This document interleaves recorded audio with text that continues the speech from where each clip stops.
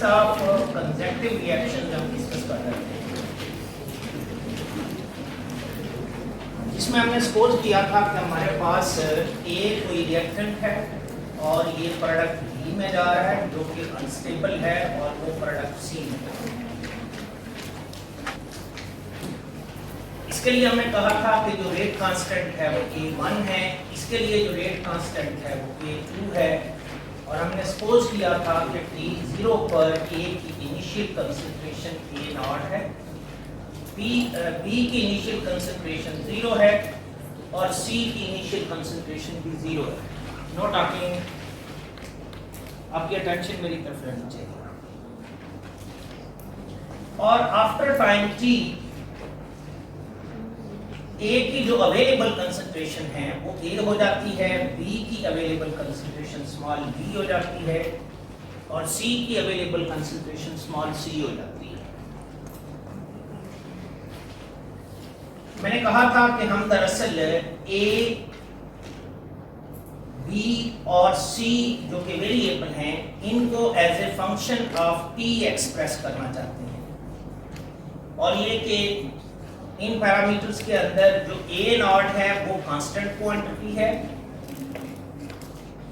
जबकि ये A, B और C ये वेरिएबल्स हैं और ये डिपेंडेंट वेरिएबल हैं और ये फंक्शन है T का। ऑफ कोर्स होने भी चाहिए, क्योंकि A, B और C रिएक्टेंट A, B और प्रोडक्ट C की अवेलेबल कंसंट्रेशन है एट एनी टाइम T। अगर रिएक्शन प्रोग्रेस कर रहा है और A B में जा रहा है, B C में जा रहा है, तो A की अवेलेबल कंसंट्रेशन भी टाइम डिपेंडेंट होगी, टाइम के साथ चेंज होगी। B की अवेलेबल कंसंट्रेशन भी टाइम डिपेंडेंट होगी और टाइम के साथ चेंज होगी। ऐसे ही C की अवेलेबल कंसंट्रेशन भी टाइम के साथ चेंज होगी।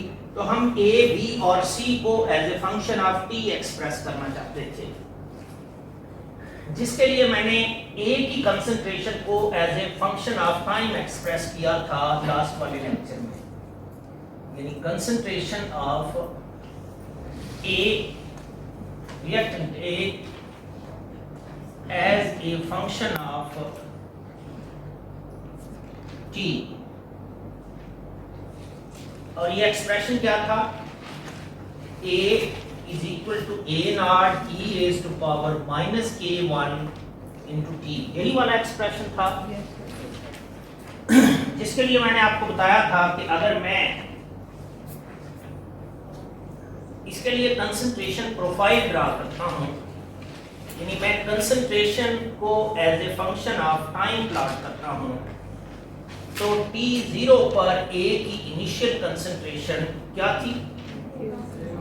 A0, और with the passage of time ये कंसंट्रेशन डिक्रीज करेगी और एक्सपोनेंशियली डिक्रीज करेगी। मैंने आपको बताया था कि अगर मैं T की वैल्यू को 0 कर देता हूं, A0 over e raised to power A1 into T, यानी T की वैल्यू को 0 कर देता हूं तो e raised to power 0 1, then A will be equal to A0, और ऐसा ही था जब T 0 था तो A की इनिशियल कंसंट्रेशन A0 थी और वो मैक्सिमम थी। मैंने कहा था कि अगर मैं T को इंफिनिटी कर देता हूं तो ये A0 ओवर इंफिनिटी आंसर 0 हो जाएगा, यानी T की वेरी वेरी लार्ज वैल्यू पर A की जो अवेलेबल कंसंट्रेशन है वो 0 हो जाएगी। और ये कि अगर मैं T को इंक्रीज करता हूं तो A डिक्रीज होगा और एक्सपोनेंशियली डिक्रीज होगा। होना भी चाहिए, क्योंकि A आपका रिएक्टेंट है जो कि कंज्यूम हो रहा है और with the passage of time A की कंसंट्रेशन कम होगी।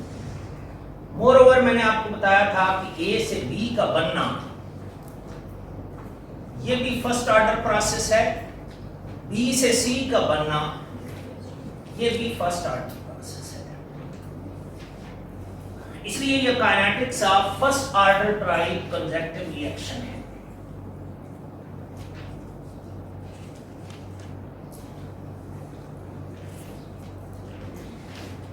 फिर मैंने कंसंट्रेशन ऑफ B को as a function of T express किया था। Concentration of B as a function of T. ये वाला एक्सप्रेशन भी हमने डेवलप किया था, आप बताएंगे कि क्या था।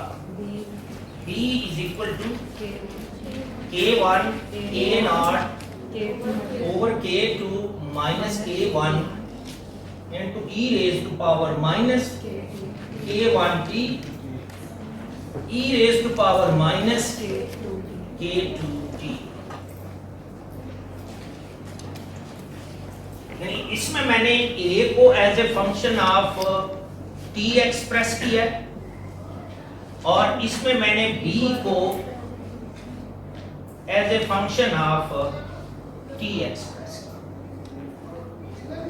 मैंने आपको बताया था कि अगर आप इस एक्सप्रेशन को जरा गौर से देखें तो इसमें ये b डिपेंडेंट वेरिएबल है और जो t है वो इंडिपेंडेंट वेरिएबल है। ये b t का फंक्शन है। इसमें एक फैक्टर ये मौजूद है और एक फैक्टर ये मौजूद है। दो फैक्टर बैक वक्त मौजूद है। एक फैक्टर ये कह रहा है कि अगर हम t की वैल्यू को बढ़ाएं तो b की वैल्यू बढ़ेगी। दूसरा फैक्टर साइमल्टेनियसली बता रहा है कि अगर हम p की वैल्यू को बढ़ाएं तो जो b की वैल्यू है वो कम होगी। अब कौन सा फैक्टर किस वक्त डोमिनेंट होगा ये डिपेंड करेगा कि रिएक्शन किस स्टेज पर है। और इसको समझने के लिए आप रिएक्शन स्कीम पर फोकस करें। जो B है वो A से बनेगा, पहले बनेगा फिर कंज्यूम होगा, क्योंकि C ने B से बनना है। तो इट मींस कि इनिशियली B की concentration with the passage of time increase होगी, लेकिन जब B C में जाना शुरू होगा और A की अवेलेबल कंसंट्रेशन भी कम होनी शुरू होगी तो फिर B की concentration with the passage of time decrease करेगी। इनिशियली B A से बनेगा और C अवेलेबल नहीं होगा। A की अवेलेबल कंसंट्रेशन भी ज्यादा होगी, इसलिए B initially with the passage of time increase करेगा, लेकिन जब टाइम गुजरेगा तो A की अवेलेबल कंसंट्रेशन कम होगी, B की फॉर्मेशन कम होना शुरू होगी और B की अवेलेबल कंसंट्रेशन बढ़ेगी तो C की फॉर्मेशन बढ़ना शुरू हो जाएगी। इट मींस कि इनिशियली जो B की कंसंट्रेशन है वो इंक्रीज करेगी, एक मैक्सिमम वैल्यू पर जाएगी और फिर डिक्रीज करना शुरू हो जाएगी। यानी अगर मैंने A versus T curve draw की थी, यानी A को as a function of T express किया है। अगर मैं B को as a function of T express करता हूं तो ये जो प्लॉट है ये यूं बनेगा, यानी ये जो कर्व है ये वाली कर्व, ये B as a function of T है। और ये कर्व आपको बता रही है कि इनिशियली B की कंसंट्रेशन टाइम के साथ इंक्रीज होगी, मैक्सिमम वैल्यू को अचीव करेगी और फिर डिक्रीज होगी। इसमें आप देखें कि एक वो पर्टिकुलर टाइम है जिस टाइम पर B की कंसंट्रेशन मैक्सिमम है। T की वो वैल्यू जिस पर B की कंसंट्रेशन मैक्सिमम है वो T मैक्स कहलाती है। जैसे लैम्डा मैक्स नहीं होता ऐसे T मैक्स होता है। T मैक्स से मुराद वो टाइम है जिस पर रिएक्शन इंटरमीडिएट B की कंसंट्रेशन रिएक्शन वेसल के अंदर मैक्सिमम होती है। और ये वाली टाइम की वैल्यू T मैक्स कहलाती है और B की जो वैल्यू है T मैक्स पर वो B मैक्स कहलाती है। वो शख्स या वो इंडस्ट्रियलिस्ट जिसके लिए B इंपॉर्टेंट प्रोडक्ट है और वो B ही हासिल करना चाहता है, वो B का प्लांट लगाना चाहता है, उसके लिए ये T मैक्स का जानना बहुत जरूरी है, क्योंकि वो A से रिएक्शन को इनिशिएट करेगा B बनाने के लिए। अब B अनस्टेबल है, वो C में जा सकता है, बी की अगर उसने मैक्सिमम प्रोडक्टिविटी हासिल करनी है तो वो इस रिएक्शन को उस टाइम पर जाकर सीज करेगा जिस टाइम पर रिएक्शन वेसल के अंदर बी की कंसंट्रेशन मैक्सिमम है। इसलिए उसके लिए टी मैक्स का जानना जरूरी है। और ये कि ये जो टी मैक्स की वैल्यू है ये कैसे निकाली जा सकती है और ये किन फैक्टर्स पर डिपेंड करती है। वो ना सिर्फ ये जान सकता है कि टी मैक्स की वैल्यू कैसे निकाली जा सकती है, बल्कि वो ये भी कैलकुलेट कर सकता है कि टी मैक्स पर बी की जो कंसंट्रेशन है वो कितनी होगी। कैसे, मैं उस तरफ आता हूं। आप ये देखें कि यहां से लेके इस पॉइंट तक जो बी है वो टाइम के साथ क्या हो रहा है, इंक्रीज हो रहा है। इसलिए ये इस कर्व की यहां से लेकर यहां तक कर्व की किसी भी पॉइंट पर जो स्लोप है वो क्या होगी, वो dB ओवर dt होगी ना। यही स्लोप की डेफिनेशन है ना, rate of change of b with respect to t। इसी को इस प्लॉट की स्लोप कहा जाएगा किसी पर्टिकुलर पॉइंट पर। स्लोप की डेफिनेशन ये है कि rate of change of dependent variable with respect to independent variable. तो ये स्लोप इस रीजन से लेके इस रीजन तक क्या है, पॉजिटिव है। पॉजिटिव क्यों है, क्योंकि b की value with the passage of time increase कर रही है। मैं इस वाले रीजन में आ जाता हूं। इस रीजन में स्लोप क्या है, स्लोप नेगेटिव है। क्यों कि b की value with the passage of time decrease हो रही है। इधर जो स्लोप है यानी जो dB ओवर dt है वो नेगेटिव है। इस पर्टिकुलर पॉइंट पर स्लोप क्या है,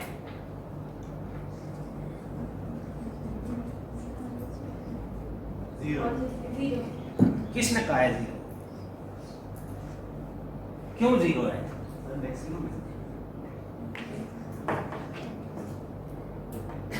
आप नोट करें कि जैसे जैसे हम यहां से इस तरफ को जा रहे हैं स्लोप की वैल्यू कम होती जा रही है। यहां पर ये जो कर्व है ये t एक्सिस के पैरेलल हो जाती है। इट मींस कि rate of change of b with respect to t zero हो जाता है।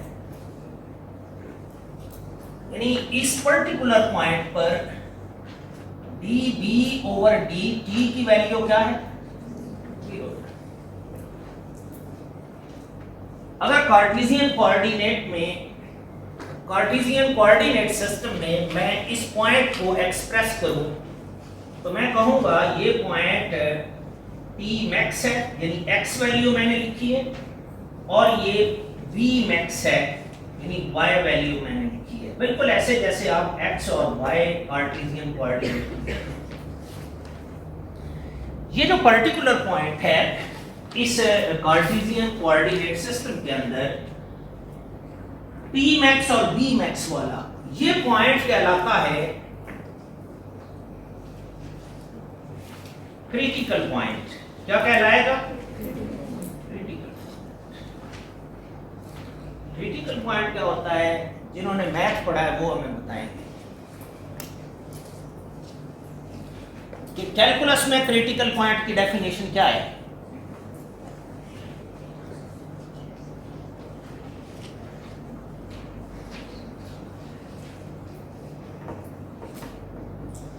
जिन्होंने मैथ पढ़ा है वो हाथ खड़ा करें।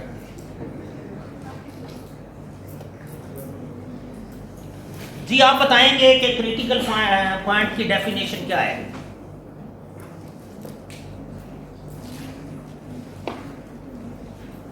मैं इसको क्लासिफाई कर देता हूं, शायद आपको डेफिनेशन निकालने में आसानी हो।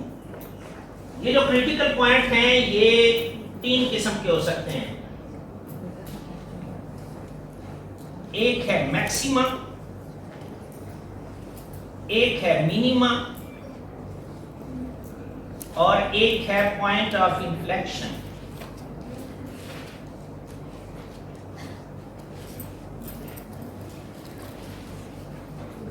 अब भी डेफिनेशन नहीं बता सकते।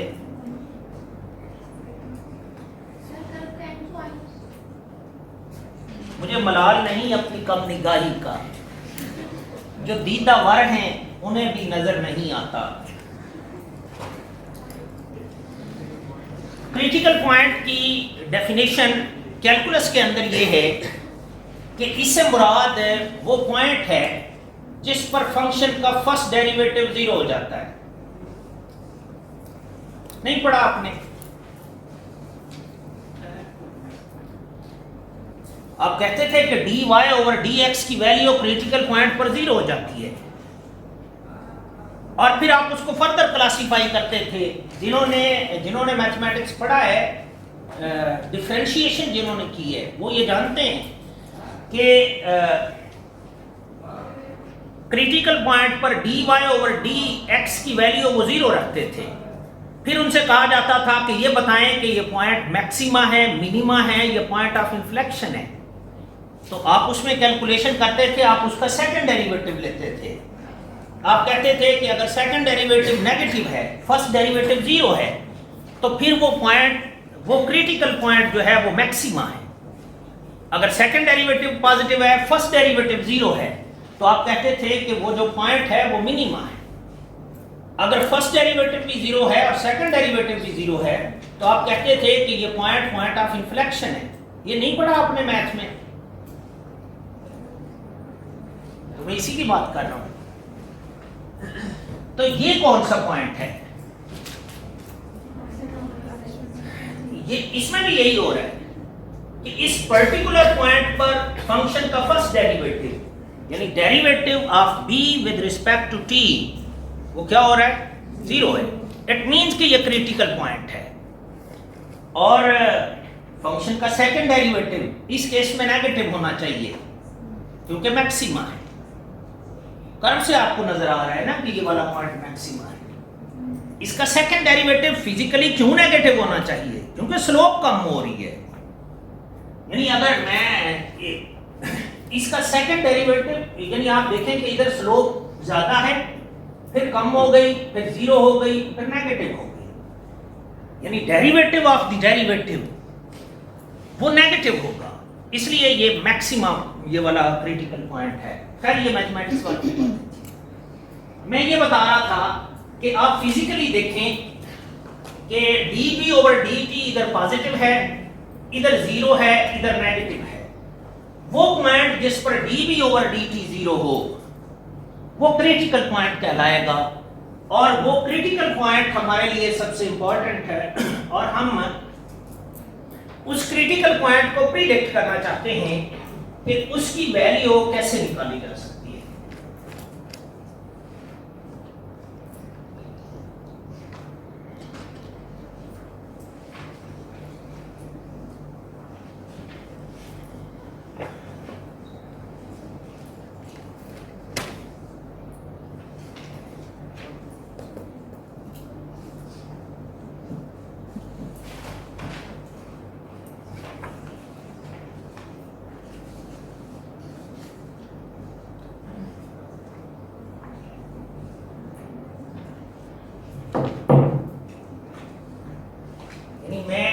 एक्सप्रेशन डेवलप करना चाहता हूं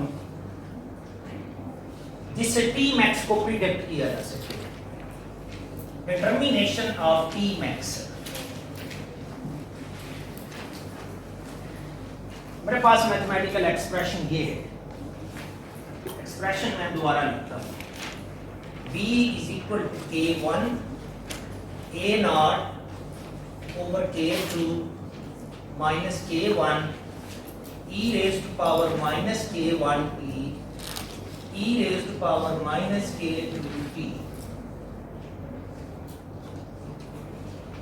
हमारा अलमिया ये है कि हमें मैथमेटिक्स इस तरह पढ़ाया जाता है कि उसकी कोई एप्लीकेशन नहीं नजर आती, और फिजिकल केमिस्ट्री इस तरह पढ़ाई जाती है कि उसकी भी कोई एप्लीकेशन नजर नहीं आती, और इस तरह से पढ़ाई जाती है कि उसमें मैथमेटिक्स को इग्नोर कर दिया जाता है, और मैथ इस तरह से पढ़ाया जाता है कि उसमें उसकी एप्लीकेशन को इग्नोर कर देते हैं।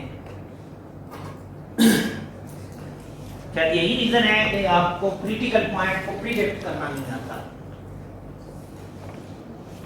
यानी जो ये चीजें मैथमेटिक्स में पढ़ कर आते हैं और जो फिजिकल केमिस्ट्री में पढ़ते हैं उनको मैथ्स नहीं आता। तो मैंने क्रिटिकल पॉइंट की जो डेफिनेशन की है वो ये है कि इससे मुराद वो पॉइंट है जिस पर फंक्शन का फर्स्ट डेरिवेटिव 0 हो जाता है। तो मैं इसको डिफरेंशिएट कर देता हूं विद रिस्पेक्ट टू t और उसको इक्वल टू 0 पुट कर दूंगा। यानी यहां से अगर मैं dd ओवर dt निकालता हूं तो ये k1 a0 over k2 minus k1 ये तो कांस्टेंट है ना, कांस्टेंट रहेगा। ये जो मैंने d over dt operator apply किया है ये इस पर अप्लाई होगा। d over dt e raise to power minus k1t plus d over dt e raise to power minus k2 into t। Derivative ले रहा हूं दोनों साइड में। इसको यूं लिखा जा सकता है dv over dt is equal to k1 a0 over k2 minus k1। ऊपर माइनस है नीचे प्लस है।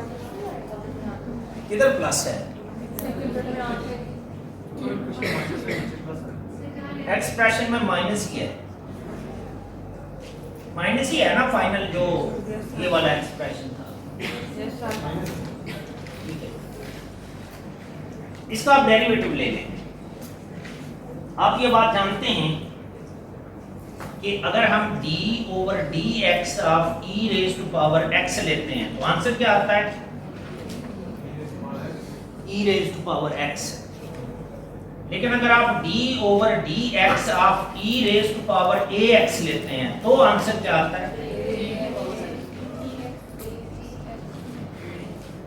e raise to power ax आएगा और फिर इसकी पावर का डेरिवेटिव a आएगा।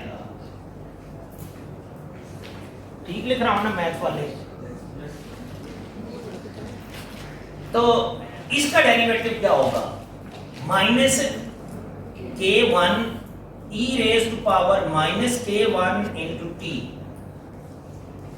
मैंने उसका डेरिवेटिव लिया और फिर उसकी पावर का डेरिवेटिव लिया। सिमिलरली यहां पर e raise to power minus k2 t और उसका डेरिवेटिव माइनस k आएगा। एक माइनस इधर ऑलरेडी है तो इधर प्लस हो जाएगा। ठीक लिखा है?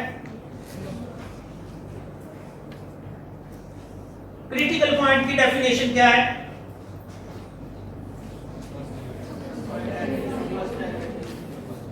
एट क्रिटिकल पॉइंट फंक्शन का फर्स्ट डेरिवेटिव 0 होता है, यानी dv ओवर dt 0 हो जाएगा।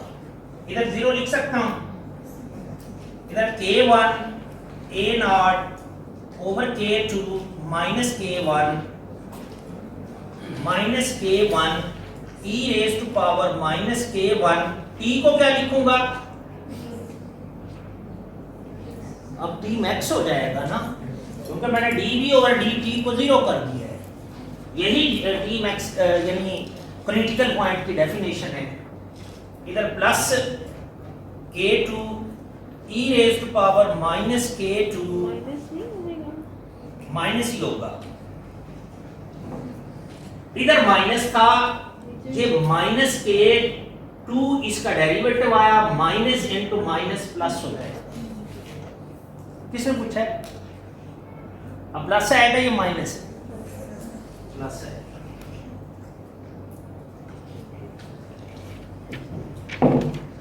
इसको फर्दर सिंपलीफाई कर लेते हैं।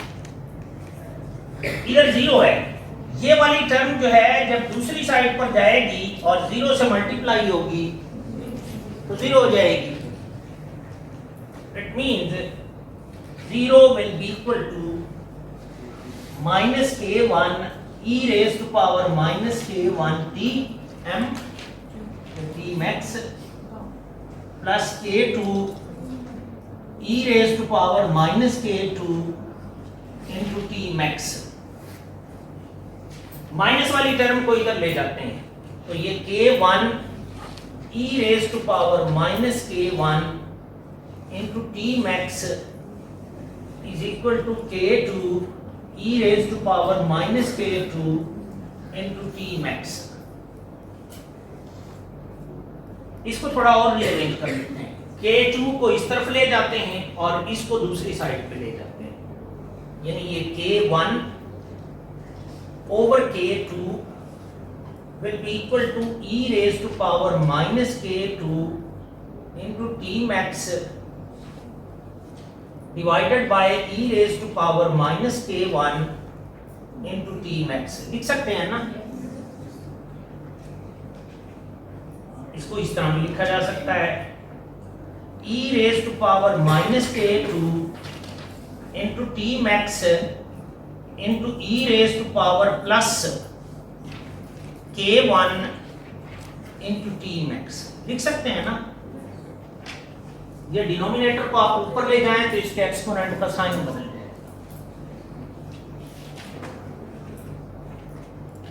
वे से जैसे हों तो मल्टीप्लाई करते वक्त एक्सपोनेंट ऐड हो जाते हैं। e raised to power k1 into t max minus k2 into t max।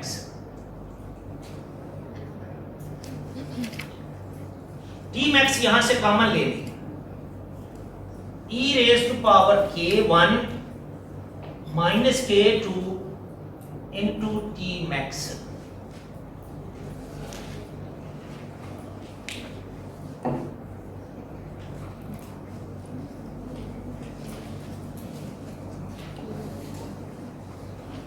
इसको और मैं इसको ये अरेंज करके दोबारा लिखता हूँ, k1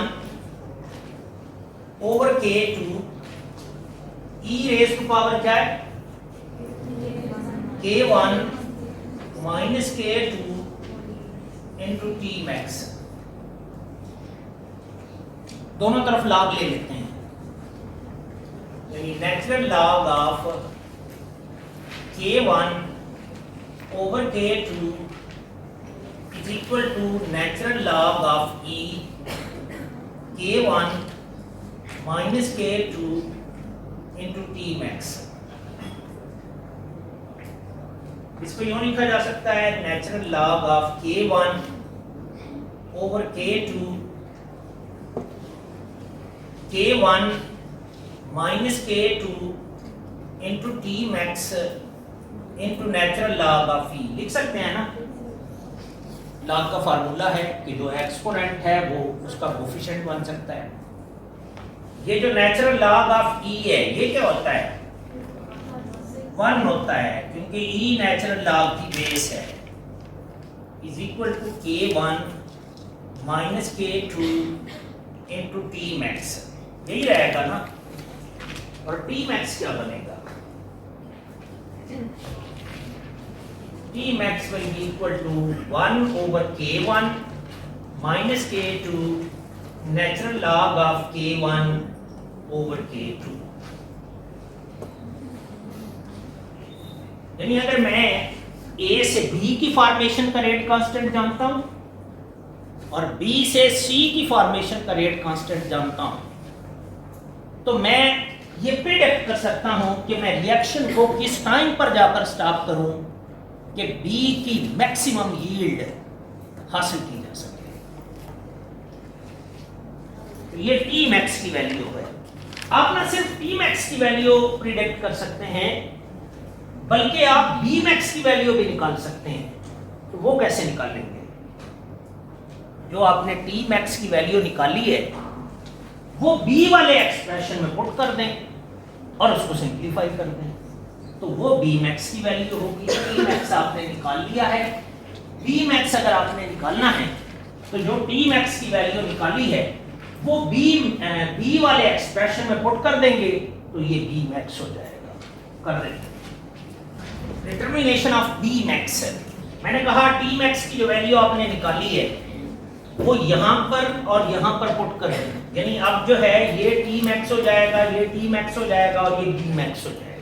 वैल्यू है वो k1 k0 over k2 minus k1 e raised to power minus k1 into t e raised to power minus k2 into t, यही है ना b की वैल्यू। और t max की वैल्यू क्या है?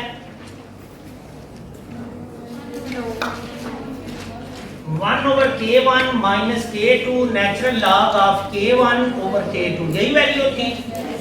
श्योर? ये वाली वैल्यू इधर पुट कर देते हैं। सो b max will be equal to k1 a naught over k2 minus k1 e raised to power minus, ये k1 ये वाला है और t की वैल्यू ये वाली है, k1 minus k2 into natural log of k1 over k2 minus e raised to power minus k2 k1 minus k2 natural log of k1 over k2। इसको मैंने सिंप्लीफाई किया था यूं, k1 a naught over k2 minus k1 e raised to power k1 over k2 minus k1 into natural log of k1 over k2 e raised to power minus की बजाय plus कर देंगे, k2 over k2 minus k1 natural log of k1 over k2। इस पर मैंने log formula apply कर दिया था, k1 a naught over k2 minus k1 e raised to power natural log of k1 over k2 इसकी power k1 k2 minus k1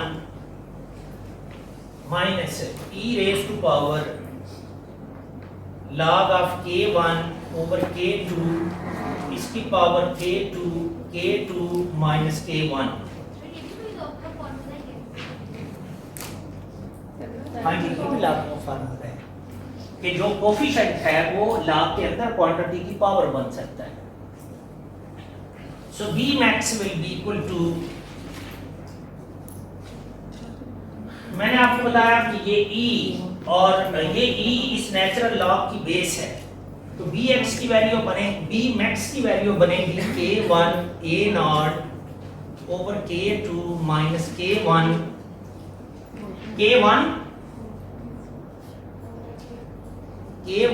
over k2 इसकी power क्या होगी, k1 over k2 minus k1 over k2 और इसकी power क्या होगी, k2 over k2 minus k1। मैंने यहां ये किया था कि ये प्लस k2 और माइनस k2 कर दिया है,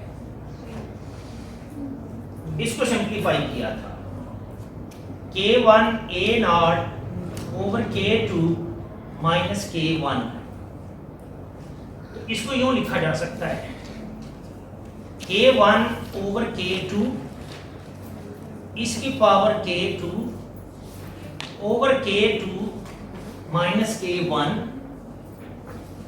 into k1 over k2 इसकी पावर, मैंने k2 divided by k2 minus k1 को इधर निकाल लिया है, बाकी इधर क्या रहेगा, k1 minus k2 over k2 minus k1 over k2 इसकी पावर क्या है, k2 over k2 minus k1। मैंने कहा कि ये जो है ये और ये इसमें कॉमन निकाले जा सकते हैं, कॉमन है ना, तो इसको कॉमन निकाल लो।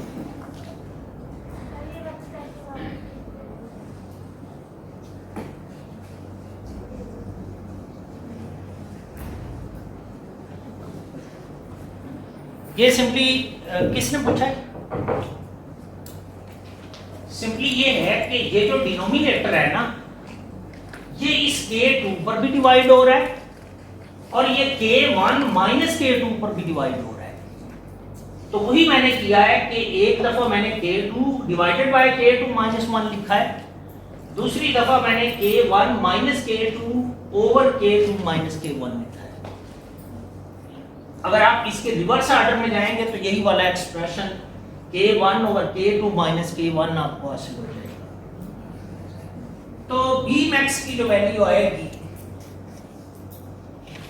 क्या बनेगी?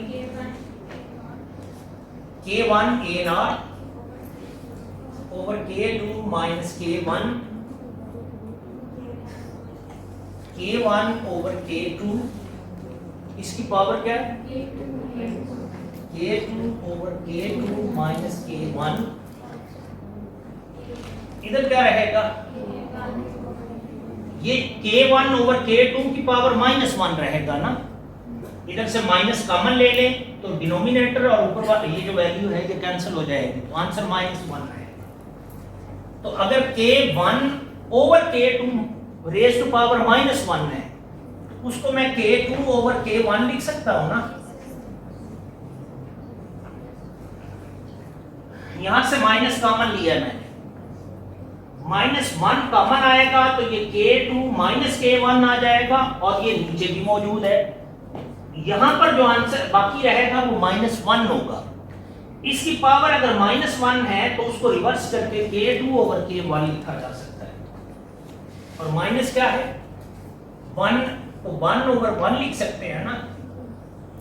K1 इसका एलसीएम आएगा, ये K2 माइनस K1 रहेगा, ये K1 ओवर K2, इसकी power K2 minus K1, K1 A naught over K2 minus K1 is equal to B max. ये और ये कैंसिल हो जाएंगे, ये और ये कैंसिल हो जाएगा, तो ये आएगा A not K1 over K2, इसकी power K2 over K2 minus K1। तो अगर आप दोनों स्टेप्स के रेट कांस्टेंट जानते हैं और आप रिएक्टेंट की इनिशियल कंसंट्रेशन जानते हैं, तो आप न सिर्फ ये प्रिडिक्ट कर सकते हैं कि किस टाइम पर रिएक्शन वेसल के अंदर B की कंसंट्रेशन मैक्सिमम होगी, बल्कि ये भी प्रिडिक्ट कर सकते हैं कि वो मैक्सिमम पॉसिबल कंसंट्रेशन कितनी होगी।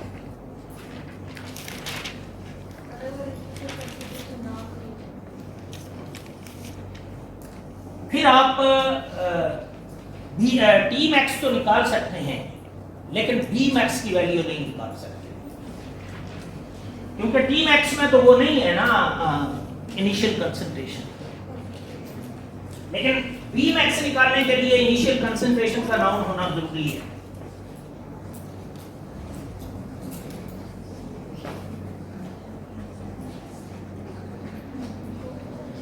एक दो और टर्म्स कंजक्टिव रिएक्शंस में बुक्स में मिलती हैं, मैं उनको एक्सप्लेन करने लगा।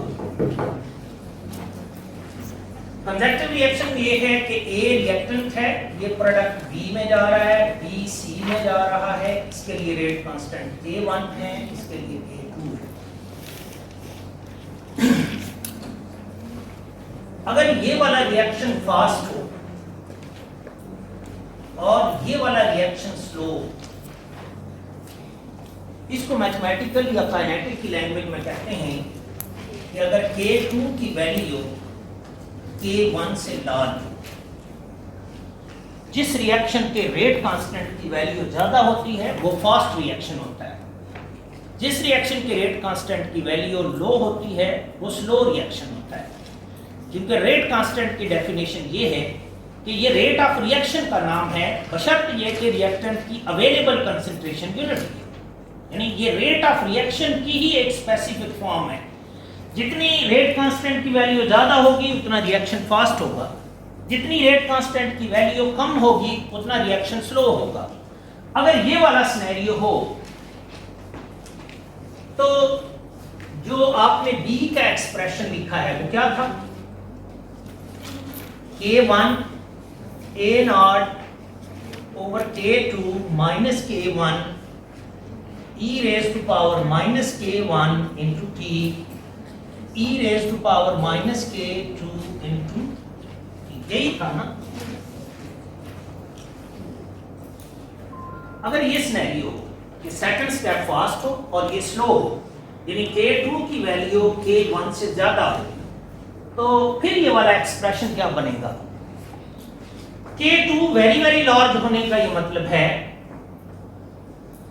कि e raise to power minus k2t ये किसके इक्वल है? 1 over e raise to power k2t के। अगर k वेरी वेरी लार्ज है तो इसका ये मतलब होगा कि ये 1 over e raise to power infinity है। इसका ये मतलब होगा कि ये 1 ओवर इंफिनिटी है। इसका ये मतलब होगा कि 0 है। यही होगा ना। अगर k2 की वैल्यू k1 से लार्ज हो तो फिर ये वाला जो फैक्टर है ये अप्रोचेस टू 0 हो जाएगा। ये कंडीशन अगर हम इस पर अप्लाई करें तो ये वाला एक्सप्रेशन क्या बनेगा? v will be equal to k1 a naught over k2 minus k1 e raised to power minus k1 into t, यही रहेगा।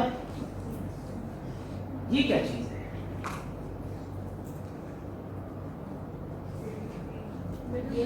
ये a है, यानी b will be equal to k1 over k2 minus k1 into a, यानी b over a will be equal to k1 over k2 minus k1। इसका क्या मतलब हुआ? इसका मतलब है कि अगर सेकंड जो स्टेप है वो फास्ट है, k2 की वैल्यू k1 से ज्यादा है और फर्स्ट जो स्टेप है वो स्लो है, तो फिर b ओवर a यानी b और a की अवेलेबल कंसंट्रेशन की जो रेशो है वो टाइम डिपेंडेंट नहीं होगी, क्योंकि इसमें t नहीं आ रहा, वो कांस्टेंट होगी और वो k1 over k2 minus k1 के इक्वल होगी। ये जो कंडीशन है ये कहलाती है कंडीशन ऑफ ट्रांस इक्विलिब्रियम।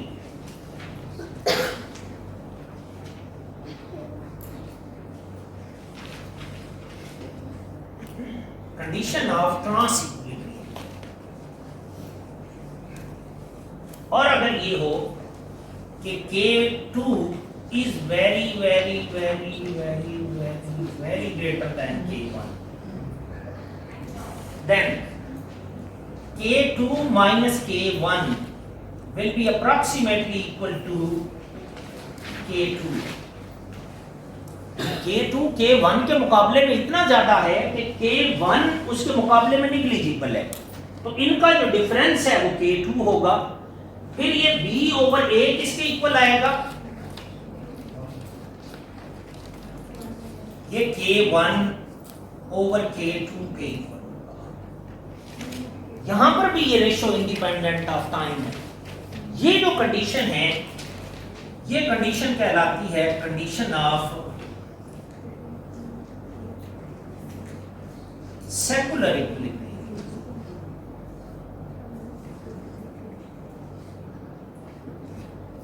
और ये कंडीशन यूज की जा सकती है for determination of k1 over k2।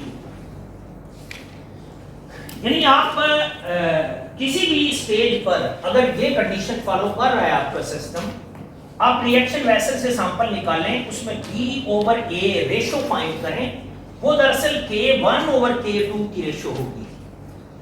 अगर आप k1 ओवर k2 की रेशो भी जानते हैं और k1 की वैल्यू भी जानते हैं, जो कि आपने स्लोप से निकाली थी a की कंसंट्रेशन वाला एक्सप्रेशन यूज करके, वो यहां पर पुट करें तो यहां से k2 की वैल्यू निकाली जा सकती है।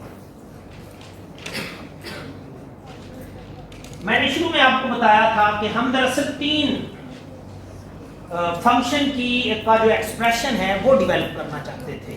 तो मैं ये कह रहा था कि हमने इनिशियली हमारा टारगेट ये था कि हम a बी और सी की अवेलेबल कंसंट्रेशन को as a function of time express करना चाहते थे। तो सी की कंसंट्रेशन का एक्सप्रेशन अभी रहता है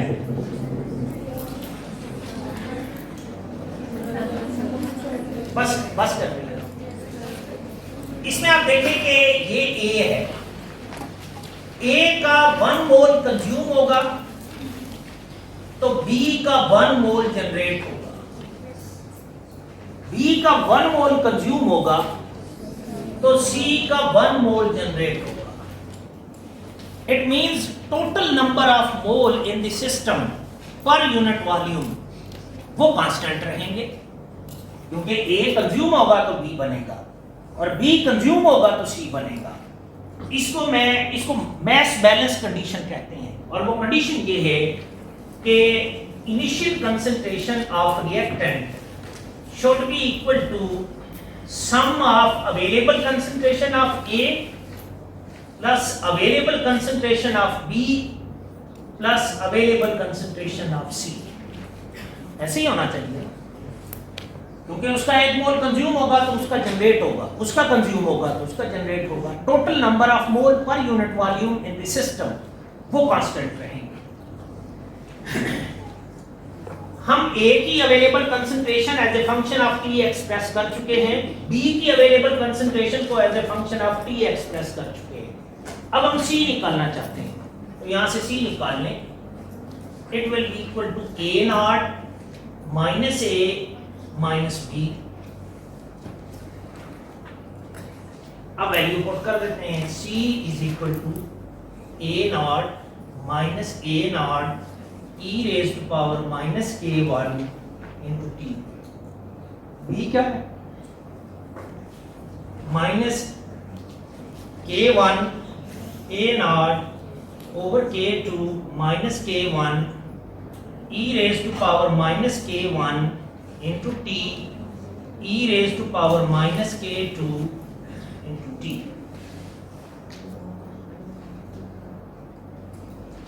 इसमें से कुछ कॉमन आता है तो कॉमन निकाल लेते हैं। क्या कॉमन आएगा?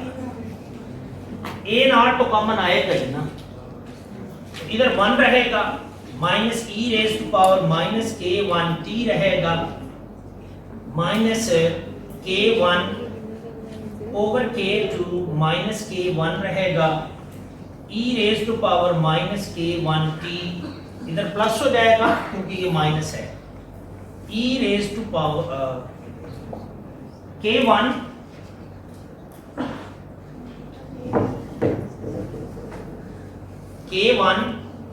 Over k2 minus k1 e raise to power minus k2 into t।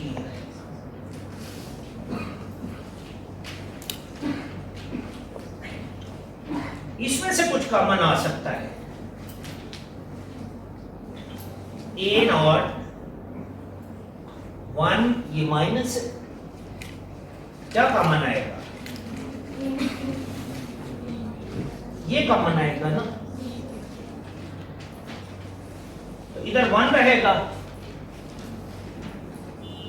Minus k1 over k2 minus k1 plus हो जाएगा। शुक्र है टाइमली आपने प्रेडिक्शन कर दी। k2 minus k1 e raise to power minus k2 into t। इसका LCM ले लेते हैं, क्या आएगा? c is equal to a naught 1 minus e raise to power minus k1 t। LCM क्या आएगा? k2 minus k1 minus k1 plus k1 plus k1 over k2 minus k1 e raised to power minus k2 into t।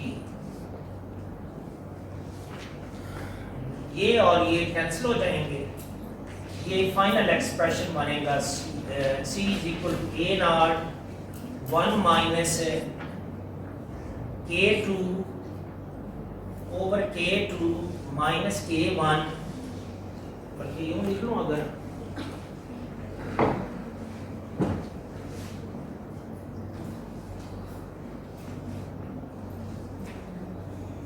Plus k1 minus k2 e raised to power minus k1t plus k1 over k2 minus k1 e raised to power k2 into t।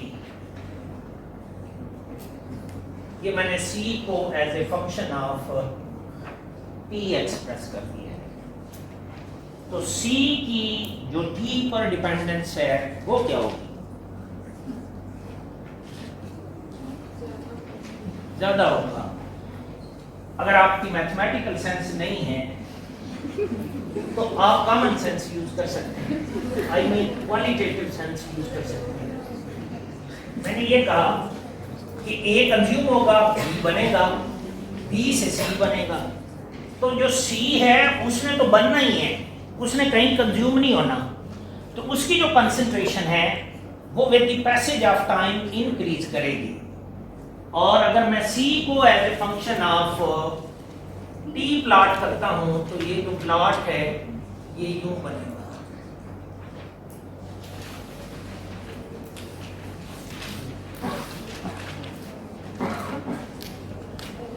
ये जो curve है ये C as a function of T, C की minimum value क्या होगी? 0। और C की maximum value क्या होगी? ए नॉट किसने बोला है? Of course A not.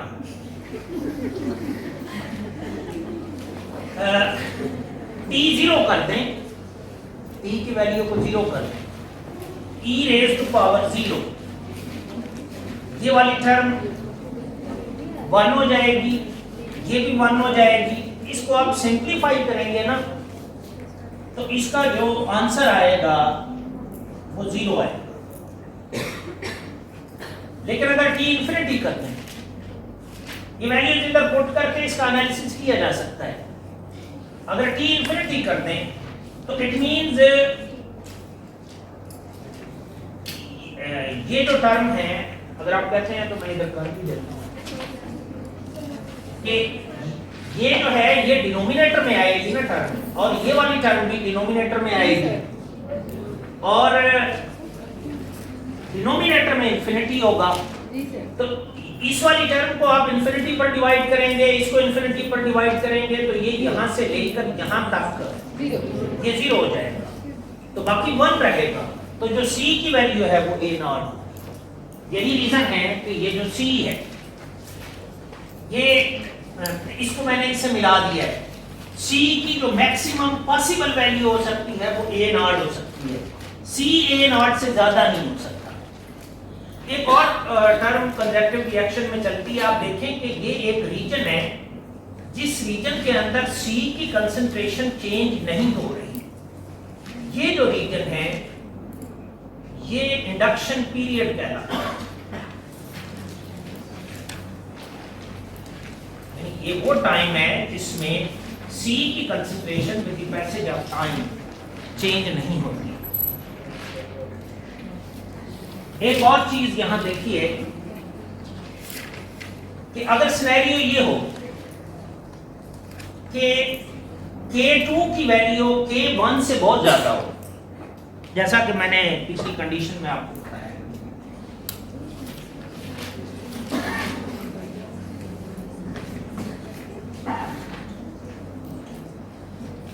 मेरे कहने का मतलब है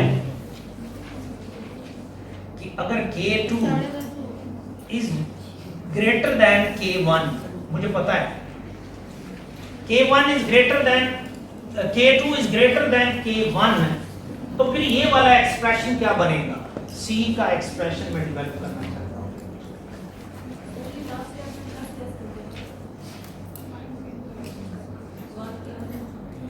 e raise to power minus K two T है ना, इसको यूं लिख सकते हैं, आपकी अटेंशन मेरी तरफ रहे, के टू टी। अगर के टू वेरी वेरी लार्ज है तो ये 1 over E raise to power infinity, 1 over infinity, तो ये 0 हो जाएगा। और ये के जो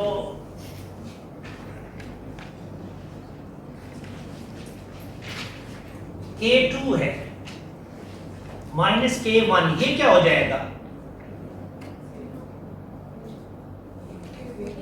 K2 हो जाएगा। और ये जो K1 माइनस K2 है, ये क्या हो जाएगा? Minus K। ये सारी कंडीशन इस पर अप्लाई करनी,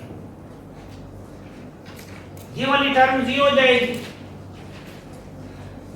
क्योंकि ये टर्म 0 है। और ये K1 माइनस K2 क्या हो जाएगा? माइनस K2 से कैंसिल हो जाएगा, तो C की वैल्यू क्या बनेगी?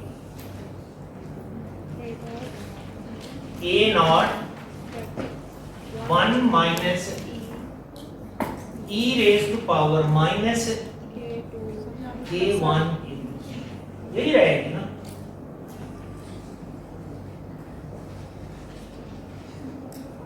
यही फाइनल एक्सप्रेशन बनेगा।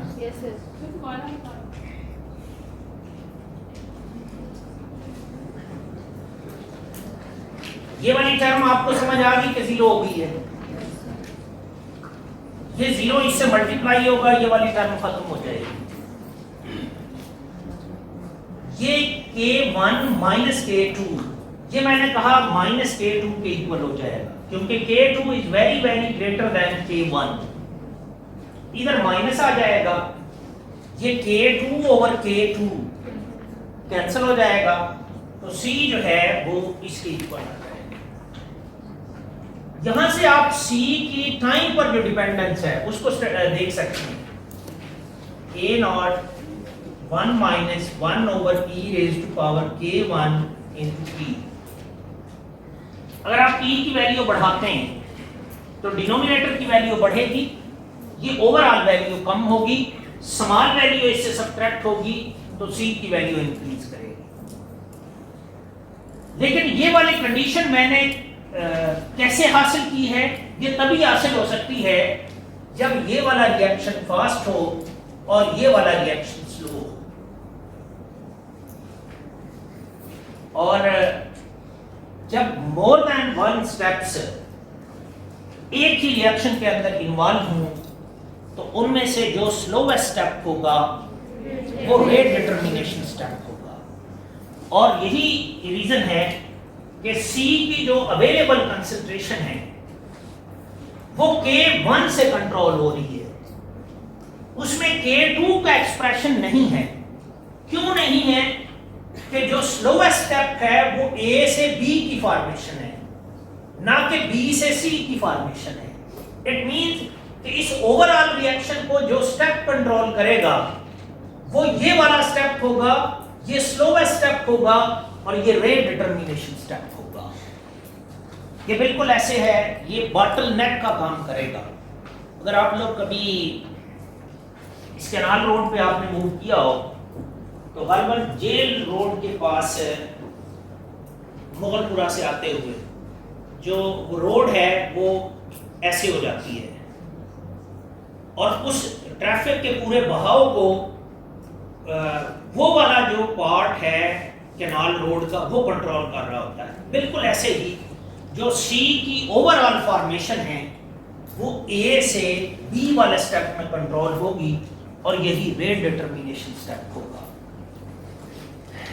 ये वाला जो मैथमेटिकल एक्सप्रेशन है ये हमने बड़ी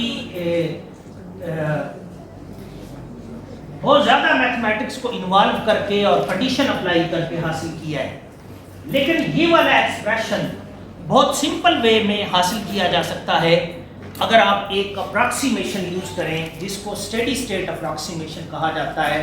steady state approximation reaction mechanism को समझने में और कॉम्प्लेक्स मैथमेटिक्स को अवॉइड करने में किस तरह हमारी हेल्प करती है, ये हम अगले लेक्चर में बात करेंगे।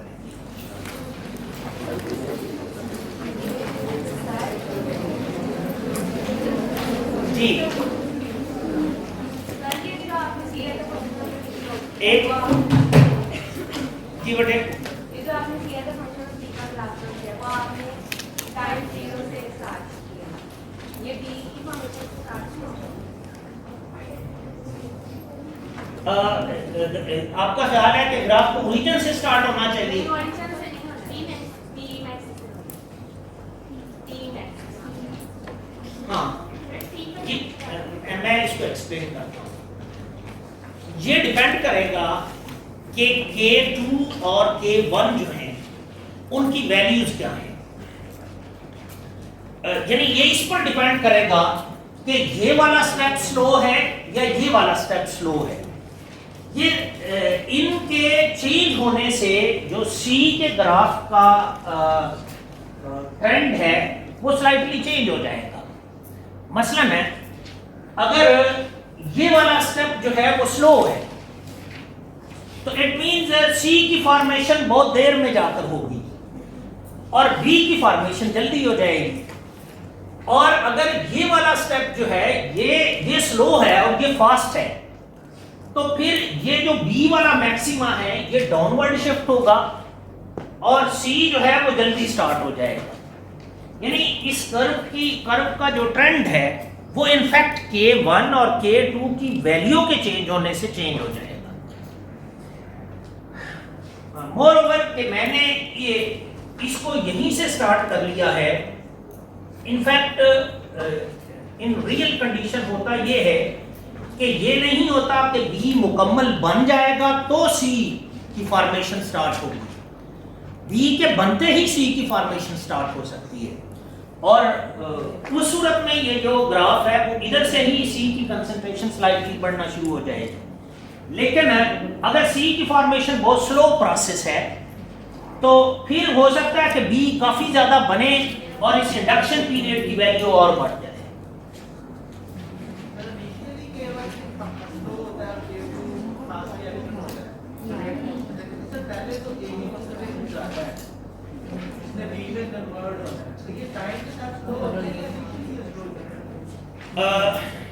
बेटे ये भी डिपेंड करता है कि आप हमने तो सपोज किए हैं ना रिएक्टेंट। कुछ रिएक्शन ऐसे होते हैं जिसमें B बहुत ही कम स्टेबल होता है, वो बनते ही कंज्यूम हो जाता है।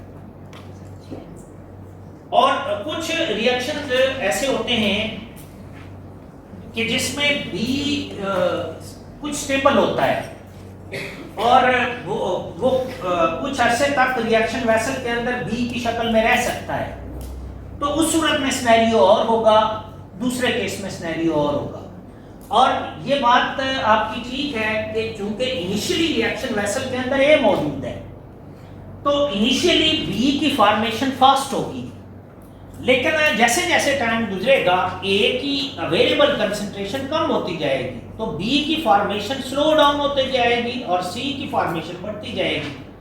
यही वो रीजन है कि आप देखें कि ये कर्व पहले ऊपर को जाती है और फिर नीचे आ गई है, यानी स्लोप कम हो रही है। जबकि C की स्लोप जो है वो इनिशियली आप देखें कि ये कम थी फिर बढ़ना शुरू हो गई, फिर लास्ट पे जाके और कम हो गई। क्यों? कि फिर B अवेलेबल नहीं रहा, सारे का सारा B कंज्यूम हो चुका है। तो फिर जो C वाली कर्व है वो T एक्सिस के पैरेलल है। सर ये टर्म पे कौन सा? के साथ एग्जैक्टली ये तीनों पैरामीटर टाइम डिपेंडेंट हैं। अगर तो आप कंसंट्रेशन की बात कर रही हैं तो आपको C की कंसंट्रेशन टाइम के साथ बढ़ेगी और टाइम की वेरी लार्ज वैल्यू पर इंडिपेंडेंट ऑफ टाइम। और कुछ नहीं।